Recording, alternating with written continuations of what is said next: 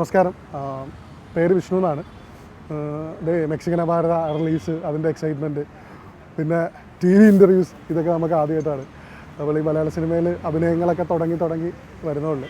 ഇതിന് മുന്നേ യോബിൻ്റെ പുസ്തകത്തിലായിരുന്നു അഭിനയിച്ചിരുന്നത്. യോബിൻ്റെ പുസ്തകത്തിൽ നമ്മുടെ ചമ്മൻചേട്ടൻ, അതായത് യോബിൻ്റെ മൂത്ത പുത്രൻ്റെ ചെറുപ്പകാലഘട്ടം ചെയ്തിട്ടാണ് സ്റ്റാർട്ട്. അത് മെക്സിക്കൻ ഭാരതയിൽ വന്ന് നിൽക്കുകയാണ്. മെക്സിക്കൻ ഭാരതയിൽ ഞാൻ ആക്ച്വലി മെക്സിക്കൻ ഭാരതയിലേക്ക് എൻ്റെ ഒരു വരവ് നമ്മുടെ ടോം സാറിൻ്റെ അസോസിയേറ്റ് ആയിരുന്നു. ടോം സാർ ആഡ് ചെയ്യുമ്പോൾ ടോമേൻ്റെ കൂടെ നമ്മൾ ക്യാമറയുടെ ബാക്കിലായിരുന്നു ഉണ്ടായിരുന്നത്. അപ്പം ടോമേട്ടൻ സിനിമ ചെയ്തപ്പോൾ അതിൻ്റെ മുന്നിലേക്ക് എന്നെ ക്ഷണിച്ചു. അങ്ങനെയാണ് മെക്സിക്കൻ ഭാരതയിൽ എത്തിച്ചേരുന്നത്. മെക്സിക്കൻ ഭാരതയിൽ ഞാൻ ചെയ്യുന്ന ക്യാരക്ടറിൻ്റെ പേര് ജോമി എന്നാണ്. ജോമി പറയുന്ന നമ്മുടെ നീരജും ടോമിനോവും ചെയ്യുന്ന ക്യാരക്ടേഴ്സിൻ്റെ കൂടെ തന്നെ ഫുൾ ടൈം ക്യാമ്പസിലുള്ളൊരു ക്യാരക്ടറാണ്. അപ്പോൾ നമ്മുടെ സിനിമ ഇപ്പോൾ ഈ പറയുന്ന പോലെ റിബലിസവും ചുവപ്പും വിപ്ലവവും ഒക്കെ കൂടിക്കലർന്ന് ഭയങ്കര ഹൈപ്പിൽ നിൽക്കുകയാണ്. അപ്പോൾ അതിൽ ഈ പറയുന്ന പോലെ ആ ഹൈപ്പിൻ്റെ പുറത്തൊരു ഹ്യൂമർ പ്രാധാന്യമുള്ള ക്യാരക്ടറാണ് ജോമി.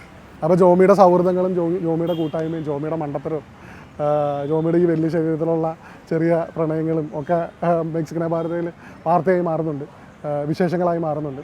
അപ്പോൾ അതൊക്കെ നിങ്ങളെ എൻ്റർടൈൻ ചെയ്യിക്കും എന്നുള്ളൊരു പ്രതീക്ഷയിലാണ് ഇരിക്കുന്നത്. അപ്പോൾ എന്നെ വിശ്വസിച്ച് എനിക്ക് ഈ ക്യാരക്ടർ തന്ന ടോമേട്ടൻ്റെ അടുത്ത് എനിക്ക് വലിയ നന്ദി, അനൂപേട്ടൻ്റെ അടുത്ത് അതുപോലെ തന്നെ നന്ദി.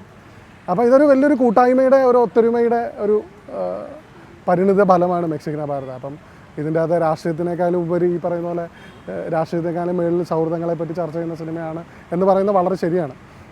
കാരണം ഇതിൻ്റെ ഷൂട്ടിങ്ങും ഒക്കെ ഈ പറയുന്ന പോലെ കോളേജിൽ ഉണ്ടാകുന്ന റിയൽ ഇൻസിഡൻസും അതിൻ്റെ ഒരു മേക്കിംഗ് പാറ്റേണും ഒക്കെ ടോമേട്ടൻ ട്രൈ ചെയ്തൊക്കെ ഭയങ്കര രസമാണ്. അതൊക്കെ നിങ്ങൾ സിനിമ വരുമ്പോൾ നിങ്ങൾക്ക് സ്ക്രീനിൽ കാണാവുന്നതാണ്. അപ്പോൾ ലൊക്കേഷൻ അനുഭവങ്ങളെ പറ്റി പറയുകയാണെങ്കിൽ ഇതിൻ്റെ എനിക്ക് തോന്നുന്നു ടോം സാർ ഇതിന് കൊടുത്ത ഒരു മേക്കിംഗ് പാറ്റേൺ ഭയങ്കര രസകരമായിട്ടുള്ളൊരു കാര്യമായിരുന്നു. കാരണം ഇപ്പം സിനിമേനെ നമ്മളൊരു മേക്കിംഗ് സൈഡിൽ നിന്ന് കാണുവാണെങ്കിലും ഒരു ആക്ടറിൻ്റെ സൈഡിൽ നിന്ന് കാണുകയാണെങ്കിലും ഭയങ്കര രസകരമായിട്ടുള്ളൊരു എക്സ്പീരിമെൻ്റാണ് ഇതിൻ്റെ അത് ടോമേട്ടൻ ചെയ്തിരുന്നത്.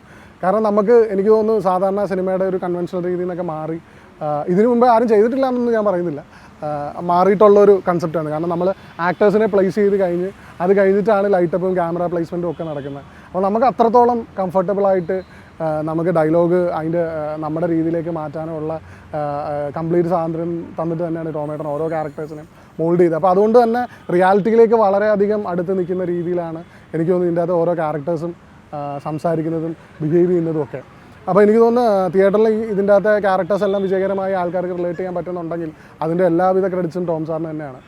അപ്പോൾ എന്തായാലും നിങ്ങൾ തിയേറ്ററിൽ വരുമ്പോൾ നിങ്ങൾ പോയി കാണുക. എന്തായാലും സിനിമ കണ്ടിട്ട് നിങ്ങളുടെ അഭിപ്രായങ്ങൾ പറയുക. കാരണം നമ്മൾ അതിന് മുന്നേ ഞാനങ്ങനെ ചെയ്തു, ഞാനിങ്ങനെ ചെയ്തു എന്ന് പറയുന്നതിൽ പ്രത്യേകിച്ച് കാര്യങ്ങളൊന്നുമില്ല എന്ന് വിചാരിക്കുന്ന ഒരാളാണ്. അപ്പോൾ അതുകൊണ്ട് നിങ്ങൾ എന്തായാലും ഈ പറയുന്ന ഫേസ്ബുക്ക് സോഷ്യൽ മീഡിയസിലൂടെ നിങ്ങൾ അഭിപ്രായങ്ങൾ അറിയിക്കുക. കാരണം നമുക്കത് വലിയ കാര്യം തന്നെയാണ്. കാരണം നമ്മൾ ഞാനൊക്കെ ഇത് ചെയ്തുകൊണ്ടിരുന്ന കാര്യമാണ്. ഓരോ പടങ്ങൾ പോയി കണ്ടിട്ട് അതിൽ ആക്ടേഴ്സിൻ്റെ അടുത്ത് നന്നായിരുന്നു കാരണം എന്നൊക്കെ പറയുന്നത് നമുക്ക് വലിയ കാര്യമാണ്. നിങ്ങൾക്കിപ്പോൾ ഈ പറയുന്ന പോലെ നിങ്ങൾ ഇതിൻ്റെ പുറകെ നടക്കുന്ന ഒരാളാണെങ്കിൽ അതിൻ്റെ ഒരു വിഷമവും സന്തോഷവും ഒക്കെ നിങ്ങൾക്ക് മനസ്സിലാവും. മഹാരാജാസ് കോളേജ്, അതായത് മെക്സിക്കൻ ഭാരതയിൽ മഹാരാജ കോളേജ് എന്ന് പേര് മാറ്റിയിട്ടാണ് മഹാരാജാസ് കോളേജിനെ കാണിച്ചിരിക്കുന്നത്.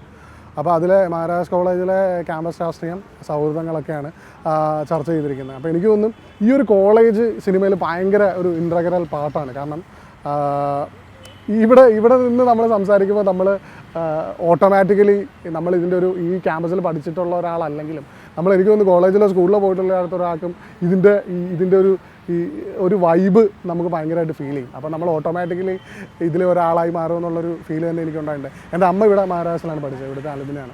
അപ്പോൾ അമ്മ മഹാരാഷ്ട്രനെ പറ്റി കുറേ എക്സ്പീരിയൻസുകൾ ഷെയർ ചെയ്തിട്ടുണ്ട്. പിന്നെ ഞാൻ പണ്ട് എൻ്റെ കോളേജ് ജീവിതമൊക്കെ കഴിഞ്ഞ് നാടകങ്ങളൊക്കെ ആയിട്ട് ഇവിടെ MG കലോത്സവങ്ങളിലും ഒക്കെ പാർട്ടിസിപ്പേറ്റ് ചെയ്യുന്ന സമയത്ത് മഹാരാജാസുമായിട്ട് നല്ല സിങ്കുണ്ട്. കാരണം മഹാരാജാസിൽ ആ സമയങ്ങളിൽ പഠിച്ച കുറേ നല്ല സൗഹൃദങ്ങൾ എനിക്കുണ്ട്. അങ്ങനെ എനിക്ക് മഹാരാജാസുമായിട്ട് നേരത്തെ കണക്റ്റഡാണ്. അപ്പോൾ അങ്ങനെ ഒരു അവസരത്തിലാണ് ഞാനിവിടെ മഹാരാഷ്ട്രയിലെത്തി ഇതിൻ്റെ ഷൂട്ട് നടക്കുന്നത്. അപ്പം ആ സമയത്ത് ഇവർ പറഞ്ഞ സന്തോഷങ്ങളും സൗഹൃദങ്ങളും ഒക്കെ എനിക്ക് റിലേറ്റ് ചെയ്യാൻ പറ്റി. അപ്പോൾ അതൊക്കെ തന്നെ പടത്തിൽ മാക്സിമം നല്ല രീതിയിൽ വന്നിട്ടുണ്ട് എന്ന് പ്രതീക്ഷിക്കുന്നു.